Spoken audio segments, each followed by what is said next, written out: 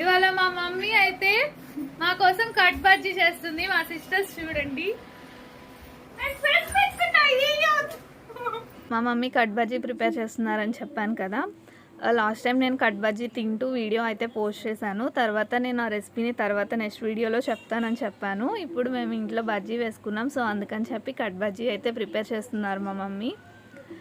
దానికోసం ఫస్ట్ అయితే మనం బజ్జీలు వేసుకున్న తర్వాత బజ్జీలను ఇలా కట్ చేసుకొని ఆయిల్లో అయితే డీప్ ఫ్రై అయితే చేసుకోవాలి. డీప్ ఫ్రై అయిన తర్వాత కొంచెం ఆనియన్స్ అండ్ అలాగే నిమ్మకాయ పిండి, అందులోనే నిమ్మకాయ వాటర్లోనే కొంచెం ఉప్పు కారం వేసి కలిపి ఈ ఆనియన్స్ చల్లిన తర్వాత ఆ నిమ్మకాయ వాటర్ని కూడా దీని మీద చల్లుకొని కలుపుకొని తినండి. టేస్ట్ అయితే చాలా బాగుంటుంది.